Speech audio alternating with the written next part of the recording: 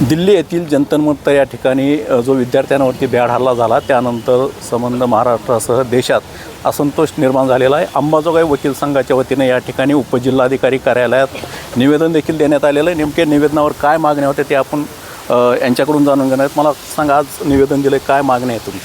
आमच्या मागण्या जंतर मंतरवर जे आमचे विद्यार्थी त्यांच्या न्याय हक्कासाठी लढत आहेत आणि केंद्रातील सरकार त्यांना नीचपणे त्यांच्यावर लाठी हल्ला करत आहे, तसेच केंद्रातील पोलीस आणि डुप्लिकेट पोलीस मिळून ह्या आमच्या विद्यार्थ्यावर लाठी हल्ला केलेला आहे। आणि या धर्मेंद्र प्रधानचा राजीनामा देण्यासाठी आणि या विद्यार्थ्यांना न्याय देण्यासाठी आणि वांगचुक यांना न्याय देण्यासाठी, यांना सपोर्ट करण्यासाठी आम्ही या वकील संघाच्या वतीने राष्ट्रपती महिम यांना निवेदन दिलेलं आहे। एकंदरीत अशा पद्धतीनं कधीच घटना झालेली नाही आणि इतका विद्यार्थ्यांचा उद्रेक आपल्याला पाहायला मिळते। आज तुम्ही वकील संघाकडून देखील या ठिकाणी सपोर्ट करून निवेदन दिलेलं आहे। नेमकं कसं पाहता ह्या झालेल्या घटनेचं? त्यांना माहिती आहे की सत्तेची बलस्थाने पूर्ण भाजपानं काबीज केलेली आहे आणि ज्या संवैधानिक संस्था आहेत त्या पूर्णपणे भाजपानं नष्ट केलेल्या आहेत आणि त्यांचा आत्मविश्वास एवढा वाढलेला आहे की त्यांना माहिती आहे की संवैधानिक घटनात्मक अधिकारांच्यासाठी ज्या वेळेला आवाज उठवला जाईल तर ते संवैधानिक संस्थांकडेच उठवला जाईल आणि संवैधानिक संस्थांमध्ये जर आपली माणसं बसवलेली असेल तर रस्त्यावरच्या गोंधळाला काहीच किंमत राहणार नाही। ही भाजपाची जी मानसिकता झालेली आहे त्याच्यावरनं भाजपा जी आहे हे आज अमानुषपणे हे लाठी हल्ले करतात। तुम्ही बघितलेलं आहे की हजारो ॲक्टिव्हिस्ट जे आहेत त्यांना नजरकैद केलेलं आहे। विद्यार्थ्यांवर अमानुषपणे बेछूट असे पॅलेट गन्स वापरलेले आहेत। पॅलेट गन्स आपण बघितलं की लास्ट टाईम जम्मू अँड काश्मीरमध्ये पॅलेट गन्स वापरल्या गेल्या होत्या। त्या पॅलेट गन्स निष्पाप विद्यार्थ्यावर, जे विद्यार्थ्यांचा कोणताही गुन्हेगार इतिहास नाही, जे स्टोनिंग करत नाही आणि जे संविधानिक मार्गाने आज आंदोलन करत होते त्या लोकांवर पॅलेट गनसारख्या एकदम निष्ठुर शस्त्रांचा वापर केला गेला आहे। मुलींनासुद्धा पुरुष पोलिसांकडून कपडे फाडूस तर अमानुषपणे मारहाण केलेली आहे आणि भाजपाची एवढी हिंमत त्याच्यामुळे झालेली आहे की भाजपाला माहिती आहे की आपण EVM टेम्पर करून आणि लोकसभेचे खासदार फोडून, विधानसभेचे आमदार फोडून आपण कोणत्याही राज्यामध्ये सत्ता बनवू शकतो। हे जी मानसिकता जी झालेली आहे भाजपाची, त्याच्या ह्या आत्मविश्वासामुळे हे भाजप आता पॅरामिलिटरी फोर्सेसचा वापर करून सर्वसामान्य जनतेवर अन्याय करत आहे। कुठंतरी न्यायमूर्तीकडून देखील काहीतरी वेगळ्या पद्धतीनं वक्तव्य होतं। एक वकील म्हणून काय वाटते तुम्हाला? मला असं वाटतं की नागरिकांच्या मूलभूत अधिकारांच्या रक्षणाची जबाबदारी ही संविधानाची जबाबदारी वॉचडॉग म्हणून माननीय सर्वोच्च न्यायालयाकडे आहे आणि ज्या वेळेला एखादा याचिकाकर्ता येऊन हल्ले कशा प्रकारे झालेले आहेत त्याला तुम्ही पहा म्हणून याचना करतोय, अशा वेळेला सरन्यायाधीशांनी असं करायला पाहिजे होतं। मी त्यांना सल्ला देण्यात पद मोठा नाही, पण संविधानाच्या तरतुदीनुसार सांगतो की ज्या वेळेला अन्याय अत्याचाराच्या विरुद्ध वाचा फोडण्यात येत असेल आणि त्या ठिकाणी सवाल केला जात असेल की अशा प्रकारे आमच्यावर लाठी हल्ले झाले, तुम्ही पहा आणि हे तात्काळ रोखलं पाहिजे, कारण नागरिकांच्या मूलभूत अधिकारावर ही गदा आहे असं ज्या वेळेला याचिकाकर्ता सांगतो त्यावेळेला आम्हाला असं वाटतं की सर्वोच्च न्यायालयाचे सर्वोच्च न्यायाधीश यांनी भान ठेवून या घटनेचं गांभीर्य ओळखायला पाहिजे होतं आणि ज्या तरतुदी या सर्व प्रतिबंध करण्यासाठी करायला पाहिजेत तसा आदेश त्यांनी पारित करायला पाहिजे होता, अशी आमची सगळ्यांची आशा होती। परंतु या देशामध्ये वेगळं घडलेलं आहे की सरन्यायाधीश आणि न्यायाधीश निवडीच्या ज्या पद्धती आहेत त्या कॉलेजियम सिस्टीम ह्या लोकशाही विरोधी आहेत। त्याला मुळापासून आम्ही पहिल्यापासून विरोध करतो आहे आणि याच मानसिकतेतून अशा प्रकारचे स्टेटमेंट आम्हाला पाहायला मिळत आहेत। एकंदरीत काय वाटते तुम्हाला सध्या जे आपल्या पूर्ण संबंध देशामध्ये जे वातावरण निर्माण झालेलं आहे त्याचं? अन्याय अत्याचार होत आहेत, परंतु तिथं दाद मागण्यासाठी पहिल्यांदा लोक जातात प्रशासनाकडं, त्याच्यानंतर जातात शासनाकडं आणि शेवटची स्टेज म्हणून जातात सुप्रीम कोर्टाकडं, हायकोर्टाकडं, सुप्रीम कोर्टाकडं।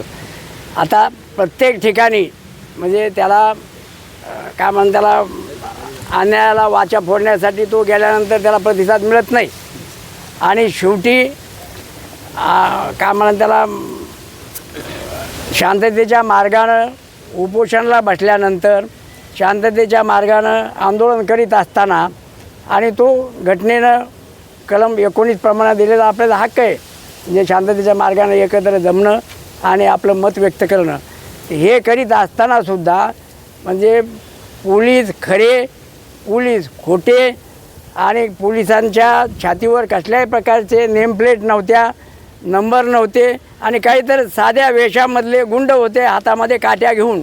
या सगळ्यांनी म्हणजे महिलांना झोडपलं, विद्यार्थ्यांना झोडपलं आणि नको ते अशा प्रकारचे अत्याचार केलेत. म्हणजे त्यांच्या महिलांच्या गुरुद्वारामध्ये म्हणलं दांडके घुसवले. हे इतकं वाईट अशा प्रकारची म्हणजे वागणूक त्यांना दिली आणि तरी देखील याची दखल शासनाने घेतली नाही.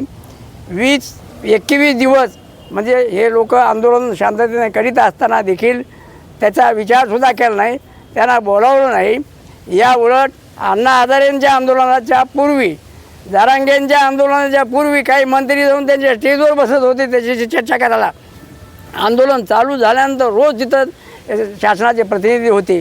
पण या सध्याच्या बाबतीमध्ये वांगचूक आणि या विद्यार्थ्यांच्या बाबतीमध्ये असं घडलं नाही आणि शेवटी एवढा अत्याचार झाला, मारहाण झाली आता सांगितल्याप्रमाणे आणि नको ते अशा प्रकारचे क्रूर अशा प्रकारचं कृत्य पोलिसांनी आणि गुंडांनी केलं आणि शेवटी हे गारानं घेऊन सुप्रीम कोर्टाकडे गेल्यानंतर सुप्रीम कोर्टाच्या चीफ जस्टिसने सांगितलं, मला तुमचा व्हिडिओ बघण्यात रस नाही, मला वेळ नाही, तुमचा आणि माझा वेळ वाया घालवू नका.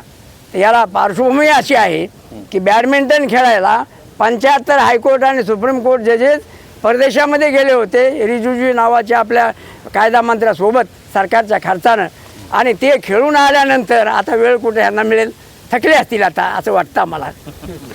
एकंदरीत कुठंतरी राजकारण होतं आहे असं देखील सध्या चर्चा होत आहेत.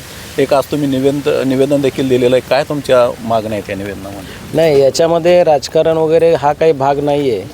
कारण विरोधी पक्षाचं कामच आहे की लोकशाही टिकविण्यासाठी विरोधी पक्षांना सक्षम भूमिका घेणं आणि आज तरुणाईनं उभा केलेलं आंदोलन आणि त्या आंदोलनावरती या मोदी सरकारनं हुकुमशाही पद्धतीनं चालवलेला लाठी, काठ्या, दगड, धोंडे आणि त्याचबरोबर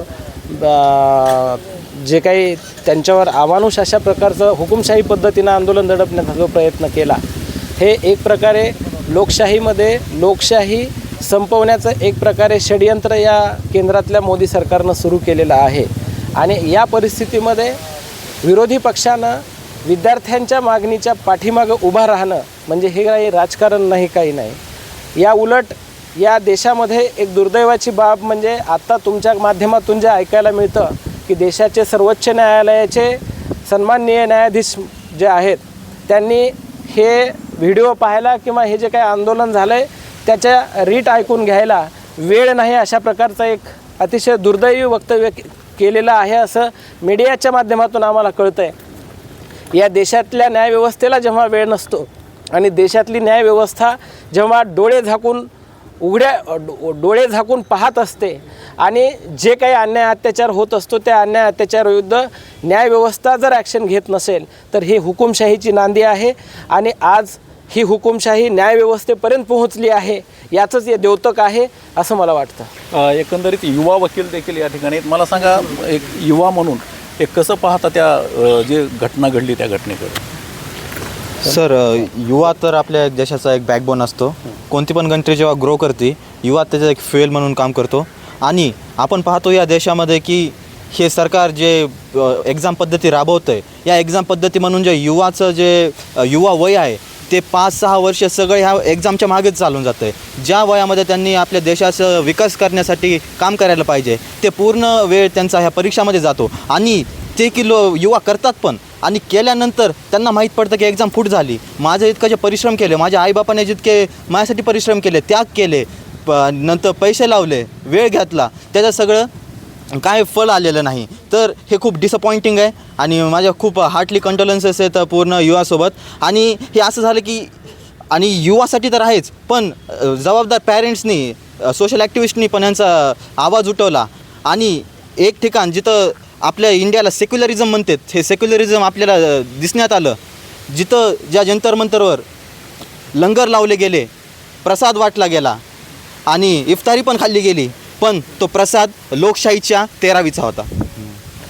निश्चितच मला सांगा, एकंदरीत आत्तापर्यंतचं जे आंदोलन होतं आणि हे जे युवकांचं आंदोलन आहे अतिशय तीव्र पद्धतीनं त्या ठिकाणी जे की पोलीस हे संरक्षणासाठी असतात, मात्र त्या ठिकाणी जे आंदोलनावरती हल्ले झाले ते देखील सगळं सोशल मीडियावरती व्हायरल झालेले आहेत. कसं पाहता त्या घटनेला? खरं तर ह्या सर्व घटनांची सुरुवात 5-7 वर्षापासूनच झालेली आहे. भाजप सरकारने ज्या संविधानिक संस्था होत्या, CBI असेल, निवडणूक आयोग असेल, त्याचप्रमाणे वेगवेगळ्या संवैधानिक संस्थेचा वापर करून विरोधकांना नामोहरण केलेलं आहे आणि त्याचा रोष जनतेमध्ये हळूहळू तयार झालेला आहे. त्याच रोषाचे हे आज जे ह्या मागच्या काही दिवसामध्ये जे आपल्याला दिसतं आहे त्याला ते तोंड फुटण्याचं कारण हे आहे की ह्या माध्यमातून विद्यार्थ्यांच्या माध्यमातून तोंड फुटलेलं आहे. आणि जगभरातले जर आपण आंदोलन बघितले, अगदी लिबियामधली असेल क्रांती, इजिप्तमधली क्रांती असेल किंवा जयप्रकाश नारायण यांनी जे आंदोलनं केली त्याच्यामध्ये युवानेच परिवर्तन घडवलेले आहे. युवकांनी त्या देशामध्ये परिवर्तन सामाजिक आणि राजकीय घडवलेले आहे. तर मला असे वाटते की सरकारने वेळी सावध होऊन योग्य निर्णय घ्यावा, कारण पुढची लोकसभा निवडणूक जवळ येत आहे. ही सरकारसाठी खूप मोठी धोक्याची घंटा आहे. आणि आजच्या परिस्थितीमध्ये जर देशात बघितलं तर एकही वर्ग असा नाही की तो सुखी आहे. कामगार सुखी नाही, मध्यमवर्गीय सुखी नाही, व्यापारी सुखी नाही, शेतकरी सुखी नाही. तर या सर्वांचा रोष टाळायचा असेल तर सरकारने लवकरात लवकर जंतर मंतरवर येऊन त्यांनी तिथं दखल देऊन चर्चा करावी आणि मागण्या पूर्ण कराव्यात. एवढं निश्चितच या ठिकाणी जे आहे ते सगळ्या आपल्या भावना व्यक्त करतायत. मला सांगा, या ठिकाणी निवेदन दिलं आहे आणि गेल्या 20-25 दिवसापेक्षा अधिकचा काळ लोटलेला आहे. त्या ठिकाणी आजपर्यंत देखील जंतर मंतरवरती युवकांचं आंदोलन सुरूच आहेत. आपल्या इकडून देखील ग्रामीण भागातले युवक त्या ठिकाणी जाऊन त्या ठिकाणी सहभागी होत आहेत. एकूण जे काही राजकीय आणि देशातले तज्ज्ञ विश्लेषक आहेत त्यांच्या म्हणण्यानुसार भारतीय स्वातंत्र्यानंतर हे सगळ्यात मोठं आंदोलन दिल्लीच्या जंतर मंतरवरती आणि लोकसभेच्या संसदेवरती झालेलं आहे. आणि आज हे आंदोलन केवळ जंतर मंतरपुरतं राहिलेलं नाही आहे. देशाच्या वेगवेगळ्या राजधान्यांमध्ये गेलेलं आहे, देशाच्या छोट्या छोट्या गावामध्ये गेलेलं आहे. आणि या आंदोलनामधून एक नवी व्यापकता या सर्व जेनझी तरुण मुलांच्या लक्षात आलेलं आहे की कशा प्रकारचं या देशातलं सरकार चाललेलं आहे. आणि याच्यामुळं हे आंदोलन आता थांबेल असं वाटत नाही आहे. उलट याच्या आंदोलनाची व्यापकता वाढणार आहे आणि याच्यामधून एक नवी दिशा या देशाला नक्की चांगल्या पद्धतीने मिळणार आहे, जी वैज्ञानिक दृष्टिकोनावर असेल, जी संविधानावर आणि लोकशाहीच्या मूल्यावर असणार आहे. या पद्धतीच्या दिशेने हे आंदोलन जाईल अशी आशा या देशातले सर्व या चळवळीला मानणारे लोक अपेक्षित करतायत. निश्चितच जे व्हिडिओ बघितले तर अतिशय घृणास्पद काही व्हिडिओ वाटतात आणि ते सोशल मीडियावरती व्हायरल झालेले आहेत. नेमकी जी पोलीस प्रोटेक्शन असते ते संरक्षणासाठी असते की लाठी हल्ला करण्यासाठी? अर्थातच हे पोलीस हे जनतेच्या रक्षणासाठी असतात. लोकशाहीमध्ये पोलीस प्रशासनाची एक मोठी जबाबदारी असते.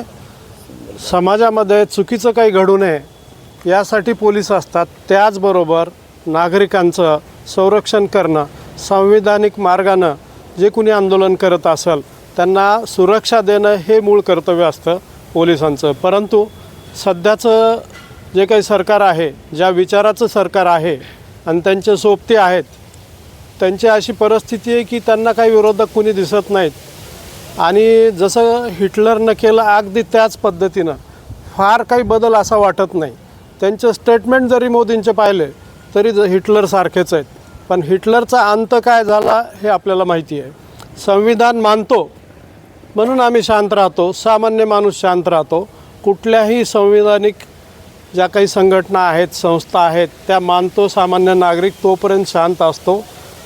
शेवटी सरकारनं विचार केला पाहिजे की पोलीस प्रशासन असेल नाही मिलिटरी असेल ते सुद्धा आमचीच आहे, सामान्य नागरिकांची आहे, तुमच्या विचाराची बिलकुल नाही. एकंदरीत आजचे जे युवा आहेत ते उद्याचे प्लेअर म्हटलं जातं त्या युवकाकडे बघून आणि त्यांच्यावरतीच असा लाठी हल्ला केला जातो. कितपत योग्य आहे हे? सरकारसाठी नक्कीच धोक्याचा इशारा आहे. युवक हीच ताकद असते हे वेगळं सांगण्याची गरज नाही. आपण बाजूच्या राष्ट्रांमध्ये बघतोय काय अवस्था झाली. ही व्यवस्था जर नाकारली युवकांनी तर फार परिस्थिती गंभीर होईल आणि सरकारला एकंदर व्यवस्थेला अडचणीची होईल. ह्या आंदोलनाबाबतीत एक वैशिष्ट्य आहे, हे अतिशय व्यापक आहे. कुठल्या जातीवर, समाजावर किंवा काही नाही. ह्या नीटच्या माध्यमातून शिक्षण व्यवस्था मोडकळीत सरकार काढतं की काय आणि मूठभर लोकांना शिकवते की काय अशी परिस्थिती निर्माण झाली. परंतु हा नीट हा एकच विषय असा नाही. हे नीट एक निमित्त मिळालं. जसं महायुद्धाच्या वेळी एक ठिणगी पडली एका निमित्ताने, तसं नीट हे एक व्यापक विषय आहे युवकांचा. त्या निमित्तानं सामान्य नागरिकाचा अगदी सरकारच्या विचाराचे समर्थक असणारे लोकसुद्धा उत्साहात आधी सक्रिय आणि आक्रमकतेनं सहभागी आहेत. आणि ते नागरिक सांगतात, राजकीय नेते नाही, सरकार राजकीय वळण देण्याचा प्रयत्न करत आहेत. त्यांचं स्टिरियोटाईप उत्तर तयार आहे. आपले पोपट मुख्यमंत्री त्यांचंही आणि मोदींचंही, ह्याच्यामध्ये राजकारण आणू नका. सत्तेत तुम्ही बसता, नीटचा घोटाळा तुमच्या काळात येतो आणि तुम्हाला नीटसाठी मिलिटरीचा आधार घ्यावा लागतो. तुमचा नाकर्तेपणा, भ्रष्टपणा सगळ्यात समोर आलेला आहे. लोक ऐकायला तयार नाहीत. तुमच्या ज्या वेगवेगळ्या क्लृप्त्या येतात, हिंदू मुस्लिम, हे सगळं संपलेलं आहे. लोकांना नकोसा झालेला आहे. असा जर विषय काढला तर सामान्य नागरिक लोकप्रतिनिधीच्या अंगावर उठेल. आणि दुर्दैव असं वाटतं मला, आजही आपण सरकार म्हणजे भाजप गृहीत धरतो, पण विरोधी पक्ष त्यांच्यासोबत आहेत. ते सुद्धा काही फार बोलायला लोकप्रतिनिधी तयार नाहीत. हे शोकांतिक आहे. परवा मी ऐकलं साध्या क्लिपमध्ये, सामान्य नागरिक बोलतोय की आमच्या आजोबांनी वडिलांनी चांगले लोकप्रतिनिधी निवडून दिले आणि त्यामुळे चांगली कामं झाली, आमची चूक झाली, आम्ही चुकीचे लोकप्रतिनिधी. त्याच्यामुळं सरकारला दोष देण्यापेक्षा नागरिकांनी हा सुद्धा विचार केला पाहिजे, आपण किती जबाबदारीनं लोकशाही टिकवण्यासाठी काम करतो, निवडणुकीत काय करतो. आणि आपण कारभारी जर चुकीचा निवडून दिला तर हे भोगणं आलंच आहे.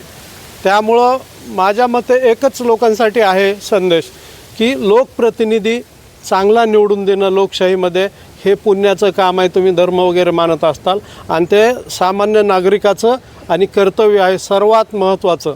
ते जर कर्तव्य करत असेल तर बाकी वैयक्तिक तुम्ही जीवनात काय करता ह्याला काही महत्त्व नाही. सामान्य नागरिक म्हणून एक आलं पाहिजे. संविधानिक चौकटीत लोकशाही मार्गानं सर्व काही झालं पाहिजे. आणि शिक्षण व्यवस्थेवर का घालाय सरकारचा? शिक्षण व्यवस्थेवर इंग्रजांनी जसं केलं कारकुनी शिक्षण, त्याच पद्धतीची आखणी त्यांची चालू आहे. त्यांचे मुलं बाळं सगळे परदेशात आहेत आणि हे लपून राहिलं नाही. मी कुणी सांगण्याची गरज नाही, आता सगळ्यांसमोर आलेलं आहे आणि लोक ऐकायला तयार नाहीत. आणि हे सरकारला कळून चुकलं आहे. वेगळं वळण देता येणार नाही, मागण्या सोडवाव्याच लागतील. आणि ही एक ह्या निमित्तानं क्रांतीची, बदलाची, परिवर्तनाची एक वेगळी दिशा युवकाच्या माध्यमातून सुरू झाली असं मला वाटतं. निश्चितच हे पूर्ण अंबाजोगाईचे वकील बांधव होते आणि त्यांनी या ठिकाणी उपजिल्हाधिकारी कार्यालयाला निवेदन देऊन त्यांची जी मागणी आहे ती त्यांनी मांडलेली आहे. मात्र गेल्या 3 दिवसापासून महाराष्ट्रामध्ये जे वेगवेगळे आंदोलन वेगवेगळ्या माध्यमातून सुरू आहेत, यामुळं आता केंद्र सरकार कशा पद्धतीनं या आंदोलनाची दखल घेईल हे पाहणं महत्त्वाचं असेल. रोहिदास हातागळे, मुंबई तक, अंबाजोगाई बीट.